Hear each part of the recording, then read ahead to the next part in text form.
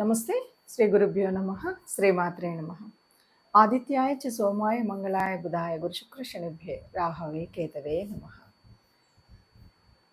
మనం ఈ ఖగోళ శాస్త్రంలో రకరకాలుగా గ్రహాలు మారుతూ ఉంటాయన్నది తెలుసు. అయితే జ్యోతిష్యానికి వచ్చేసరికి మనందరం కూడా ఎప్పటికప్పుడు మన యొక్క స్థితిగతుల్ని తెలుసుకోవడం, మనం రాసే మార్పుల వల్ల, గ్రహ మార్పుల వల్ల రాసుల్లో జరిగేటువంటి మార్పులు చేర్పులు ఏముంటాయో అది మనం తెలుసుకుంటాం. ఇంతకీ ఈ గ్రహమాలిక యోగం ఎప్పటి నుండి ఎప్పటి వరకు అంటే ఇప్పుడు 2024 ఆగస్టు 27వ తారీఖు నుండి, ఆగస్టు 27 నుండి సెప్టెంబర్ 4 అంటే దాదాపు కేవలం 9 రోజులు మాత్రమే ఈ గ్రహమాలిక యోగం కనబడుతుంది. ఈ 9 రోజులకు అంత ప్రత్యేకత ఉంది అంటే, ఏదైనా మంచి చేయాలంటే మనము ముహూర్తం ఎందుకు చూసుకుంటాం? ఆ మొదటి రోజు వల్ల కదా. ఈ ముహూర్తం సర్వకాలం ఉండదు కదా.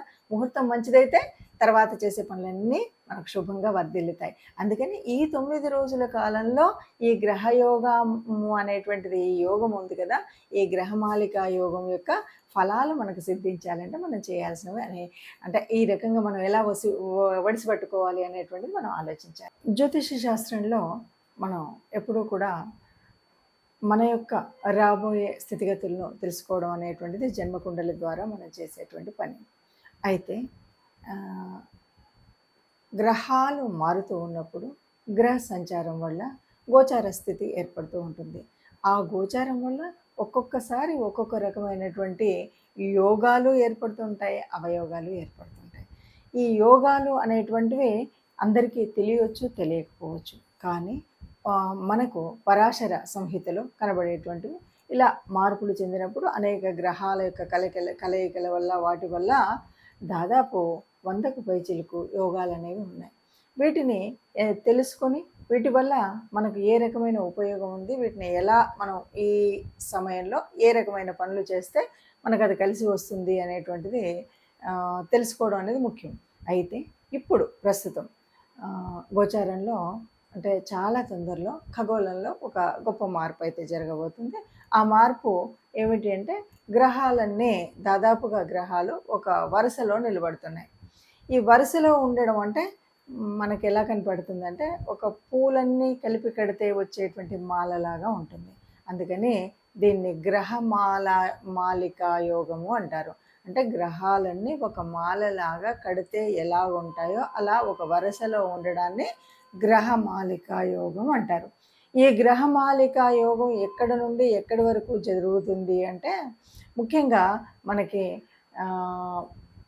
తెలుసు, వృషభ రాశిలో గురు భగవానుడు ఉన్నాడు, అది మొదటి స్థానంలో కనపడితే, మిథున రాశిలో మనకి బుధుడు వక్రించి ఉన్నాడు. ఇక కర్కాటకంలో కుజుడు ఉన్నాడు. సింహరాశిలో రవి తన సొంత ఇంట్లోనే ఉన్నాడు. తర్వాత కన్యలోకి వచ్చేసరికి కేతు భగవానుడు ఎప్పటి నుండో ఉన్నాడు, అతనికి తోడుగా శుక్రుడు వచ్చాడు. ఇప్పుడు మనకేం కనిపిస్తుంది అంటే, వృషభ రాశి నుండి కన్యా రాశి వరకు ఒక్కొక్క రాశిలో ఒక్కొక్క గ్రహము, చివరిలో 2 గ్రహాలు, ఇలా ఈ గ్రహాలన్నీ ఒక మాల కూర్చితే ఎలా ఉన్నాయో అలా మాలలాగా ఉన్నాయి. దీన్ని గ్రహమాలికా యోగం అంటారు. ఈ గ్రహమాలికా యోగం వల్ల ఎవరెవరికైనా ఉపయోగం ఉందా అంటే, ఇలాంటివి ఉన్నప్పుడు దాదాపుగా అందరికీ ఉపయోగం ఉంటుంది. అందరికీ ఉపయోగం ఉన్నప్పటికీ అది అందరికీ తెలుసు, తెలియకపోవచ్చు. ఒకవేళ ఈ మాలికా యోగాన్ని సరిగ్గా మనం ఈ సమయంలో మనం చేసే పనులు సరిగ్గా ఉంటే బాగుంటాయి. ఒక్కొక్కసారి ఏంటంటే కొన్ని పరిహారాలు అవి చేసుకోవాలి. ఆ పరిహారాలు కానీ, లేదంటే కొంత దేవతానుగ్రహం కోసం కానీ, గ్రహం కోసం కానీ కొన్ని పనులు చేయాలి. అలా చేసినట్టయితే ఈ ఉన్నటువంటి గ్రహమాలిక యోగం మనకి చక్కటి ఒక పని చేసుకునేటప్పుడు ఆ పనికి ఇంకా అంటే ఈరోజు ఈ పని చేయడం వల్ల రేపటి భవిష్యత్తుకు బాగా ఉపయోగపడింది అనేటువంటి పనులు కొన్ని ఉంటుంటాయి. అంటే ఆ రోజు ఆ పని చేయబట్టి నాకు తర్వాత ఎంత కలిసి వచ్చింది అంటుంటారు కదా. అలాంటి యోగం రావాలి అంటే ఈ గ్రహమాలిక యోగం ఉన్నటువంటి కాలంలో కొన్ని పనులు చేస్తే కలిసి వస్తుంది. అయితే ఇందులో కూడా మనం ఏంటంటే ఒక్కొక్క రాశి వారికి మరి ఎలా ఉంటుంది, ఎవరికి ఏ రకంగా ఉంటుంది అన్నది కూడా మనం విడివిడిగా చూద్దాం. ఇక మిథున రాశి వారికి రాశి నుండి అంటే వ్యయభావంలో గురువుడు ఉండి, మిగతాది రాశి నుండి మనకి చతుర్థం వరకు జరుగుతుంది ఈ గ్రహమాలిక యోగం. అంటే వ్యయస్థానం నుండి వ్యయం, తర్వాత రాశి, ఆ తర్వాత ద్వితీయం, తృతీయం, చతుర్థం ఇక్కడి వరకు జరుగుతుంది. ఇక్కడ ముఖ్యంగా చతుర్థము అంటే కుటుంబం. కుటుంబంలో శుక్రుడు ఉన్నాడు అంటే, కుటుంబ స్థానంలో శుక్రుడు ఉన్నంటే సర్వం యోగకారం. ఇంకా ఎలా ఉంటుంది? శుక్రుడి యొక్క తత్వం మనకు తెలుసు. ఆనందంగా, సంతోషంగా, చక్కటి అంటే ఆ గృహ వాతావరణం అంతా కూడా బాగుంటుంది. చెప్పాలంటే కేతువు కూడా ఉన్నాడు కాబట్టి నాకు తెలిసి ఈ మధ్యకాలంలో ఇదంతా కూడా మనకి శ్రావణ మాసంలో జరిగేటువంటి తంతు కాబట్టి చక్కగా పూజలతో శోభాయమానంగా ఆ ధూపం, దీపము, చక్కటి పరిమళము, ఆనందము, ఉత్సాహము ఇవన్నీ కూడా ఈ రాశిలో బాగా కనిపిస్తాయి అని చెప్పవచ్చు. అట్లాగే మామూలుగా ద్వితీయంలో ఉన్నటువంటి కుజుడు వల్ల మాత్రం కొద్దిగా కాస్త మనం మంచిగా మాట్లాడగలిగితే చాలా పొందొచ్చు. అంటే నోరు మంచిదైతే ఊరు మంచిది. ఎందుకంటే కుజుడు అంటే కోపం కాబట్టి కోపం వస్తుంది, నా కోపం ఇలాగే వస్తుంది అని మనం కోపం కాకుండా కొద్దిగా సమాలించుకొని మనం మాట్లాడే తీరులో నెమ్మదిగా మాట్లాడినట్టయితే ఈ మాటల వల్ల చాలా అంటే మంచి జరిగేటువంటి అవకాశం ఉంటుంది. కాబట్టి మనం మాట్లాడేటప్పుడు మృదువుగా అట్లా మాట్లాడడం అనేటువంటిది తప్పనిసరిగా చేయాలి. ఇక ఈ రవి తృతీయంలో ఉన్నాడు. ఎట్లా ఉంటుందంటే మన కమ్యూనికేషన్ చాలా సుస్పష్టంగా మనం ఎవరితో మాట్లాడినా ఒక మీ కమ్యూనికేషన్లో ఒక అథారిటీ ఉంటూనే దాన్ని ఎంత స్పష్టంగా అంటే అంత స్పష్టంగా చెప్పగలుగుతారనమాట.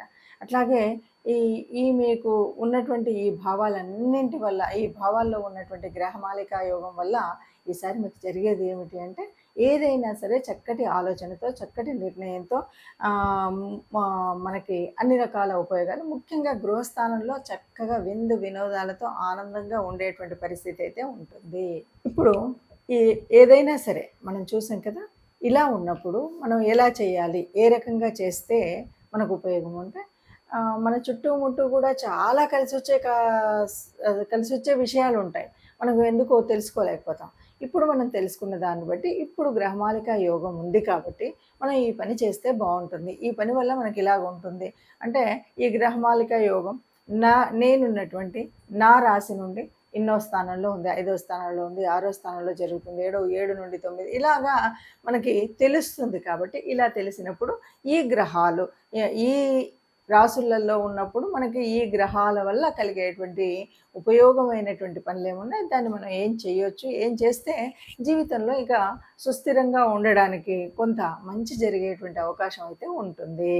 అయితే ఏదైనా సరే అన్ని గ్రహాలు అందరికీ యోగించవు కదా, అందరికీ ఇదేమో మనం జన్మకుండల్లో చూసుకునేటువంటిది కాదు కదా, గోచారంలో చూస్తున్నప్పటికీ మరి అన్ని గ్రహాలు యోగించే గ్రహాలు ఏవి ఉన్నాయి, యోగించే గ్రహాలు ఏవి ఉన్నాయి అనేది ఒక సంశయం అయితే ఉంటుంది కదా. ఎప్పుడూ కూడా అన్ని గ్రహాలు యోగించినప్పుడు మరి ఈ యోగించనివి కూడా ఉండి గ్రహమాలికలో ఉంటే ఏమవుతుంది? అలాంటప్పుడు మనం చేయాల్సినటువంటి పరిహారం ఏదైనా ఉందా అంటే, తప్పకుండా మనం చేయాల్సిన అతి ముఖ్యమైనటువంటి పరిహారం మొట్టమొదటిది ఏంటి అంటే, మనం తప్పనిసరిగా నవగ్రహ మండపానికి వెళ్ళాల్సిందే. నవగ్రహ మండపానికి వెళ్ళి ఇక్కడ మరి చూడండి, తెలియకుండానే ఈ గ్రహమాలికలు ఎవరెవరు ఉన్నారు? గురు భగవానుడు ఉన్నాడు, చిట్టు చివర శుక్రుడు ఉన్నాడు. అంటే గురు శుక్రులు అనగానే మనకు ఎన్నో రకాల పుణ్యాలను ఇచ్చేటువంటి గ్రహాలు ఈ రెండు. ఈ ఇద్దరి మధ్యలో మిగతా గ్రహాలు ఉన్నాయి. కాబట్టి దాదాపు మంచినిచ్చేటువంటి వాళ్ళే, కానీ కొన్నిసార్లు మనకు యోగించినటువంటి పరిస్థితి ఉంటే కూడా మనం ఆ ప్రాప్తాన్ని పొందాలి అంటే, మనం మన గురువు భగవానుడు మొదలు బుధుడు వక్రించి ఉన్నాడు ఆయన, తర్వాత కుజుడు, రవి, శుక్రుడు, కేతు భగవానుడు వీళ్ళందరూ ఉన్నారు. వీళ్ళందరినీ ప్రార్థించాలన్నమాట.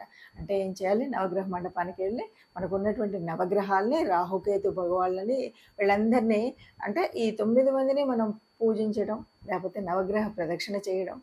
ఇది మరి ఈ జరుగుతున్నటువంటి కాలం అంటే మనకి ఆగస్ట్ చాలా ఇది తక్కువ కాలం, అతి తక్కువ కాలం అయినప్పటికీ కూడా, అంటే ఆగస్టు 27న మొదలయ్యి ఇది దాదాపు సెప్టెంబరు 4 వరకే.